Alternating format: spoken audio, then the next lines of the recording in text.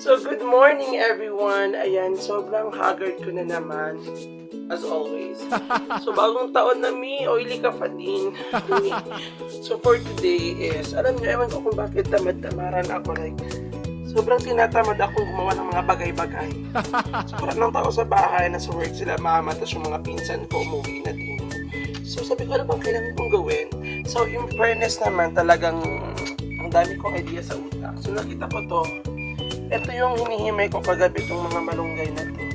Nasayang to, di ba, kung mabulok siya or something. So, I made up a fire. It's a fire bomber. Dapat itong agad ng mukha ko. Kainis naman. Teka lang, kukuha tayo ng mga ingredients. Siyempre, kailangan natin ng mga ganitong kineme root. Tapos kuha tayo ng buong ganito. Ano na ba? Tapos ganito. Tapos ito, pwede na siguro to. Or ito. Basta, wait lang. So ngayon, i-slice natin ang mga ingredients kineme root cranberry bush. Tapos magluto tayo.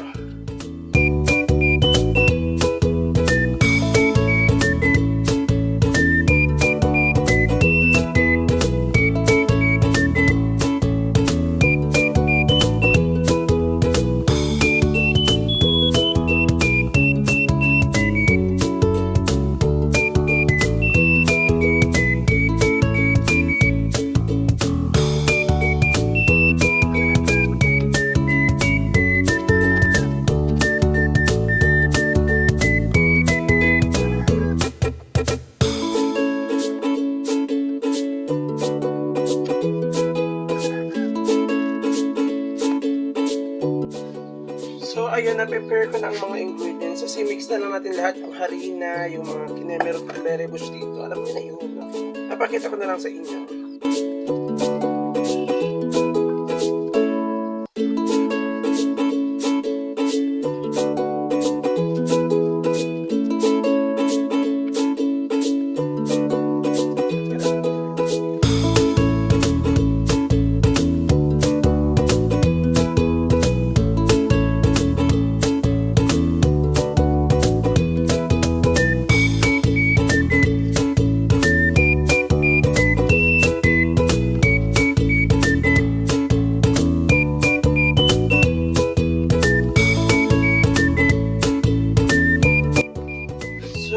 Everyone, tapos ko na na-prepare yung malunggay natin. So, ready to fry na siya. Ayan siya.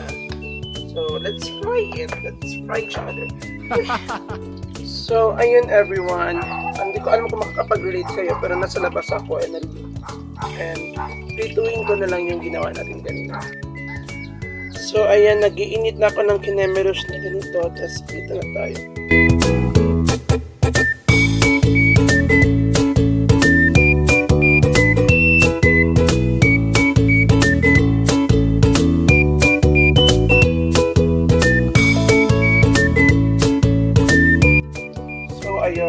So, ganun lang yung process. Tapos, lulutuin ko lang siya. Tapos, papakita ko na lang mamaya pagkatapos ko magluto. Kasi, feeling ko, sobrang haba na ng vlog na to. Pero, well, inihintay ko na maluto yung iba. Parang circle-circle ko na siya dito yung iba. So, huwag kayong mag-alala. Kasi ako lang din naman yung kakain nito. Hindi ko naman sinishare yung mga kinakain ko sa kanila. Pero, there's some times that nilagay ko naman sa kanila mama. Pero, most probably, may ulam din na iba. So, ako na yung kakain nito kasi gusto ko, nag-crave ako ng ganito. And favorite ko siya. Ano ba bang pwede akong i-share? So, ang dami pa lang nag-share ng comments dun sa post ko last time. And then, some nag-comment about leaders daw. Kung ano yung masasabi ko sa leaders ng barangay or ng community na meron ako.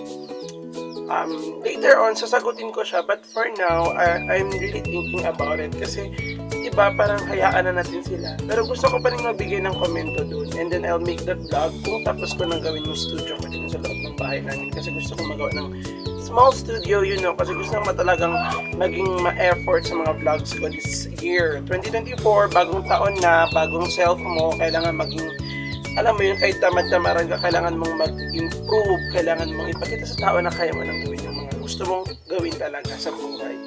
So, wala tayong mga meron ito masusunod na siya, my gosh. Ito, binaligtad ko na siya, guys. And, alam niyo yun, ayoko ng daming keme sa buhay. Tsaka, ayoko na ng daming komento sa buhay kasi kahit ako mismo nakakatanggap ako ng ganon. And then kung nakikita niyo mga vlogs ko, hindi po ako pro vlogger, ako ay isang small vlogger lamang, kaya hindi masyadong yung mga videos na ginagawa ko, parang pinapakita ko lang yung buhay na, simpleng buhay na meron kami. And kung haggard naman ako sa mga vlog ko, huwag kayong mag-alala, may mga vlog naman akong fresh ako. So ngayon parang tinatamad akong mag-ayos, like, bakit ba? Gusto kong ipakita yung ako, di ba? Bakit kailangan magpanggap palagi na fresh and lagi na gusto kong ipakita rin yung side na ganito.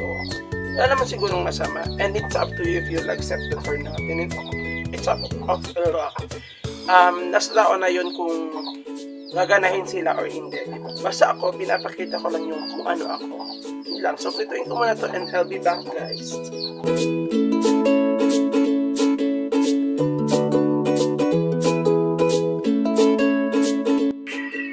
So, guys, eat with me. Okay lang din. Okay lang. So, ito na siya. Tapos, ito yung masarap na, suka with katumbel. It's katumbel, guys. It's katumbel. So, yes, that's it. Panoorin nyo lang akong kumain. Ano ba to? Hindi na ako marunong talaga. Kunti kasi pang-stroke siya. So, may binigay si Ate Linlin na salad.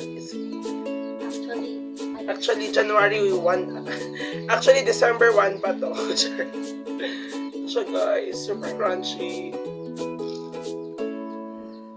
Ewan ko kung naririnig din nyo. Tapos, usagin natin to. So guys, ito na. Susubukan na natin siya. Sobrang crunchy. Wala na akong mag-asawa. Pakasalan niyo na ako, go. Ayan, susuka na maraming sili.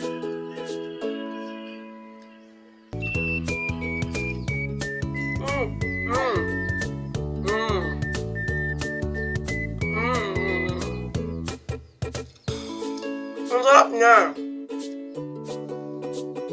Grabe, naaalala ko yung ex ko. Ano siya na crunchy? Ay! Kami lang mga mi. Kain na tayo.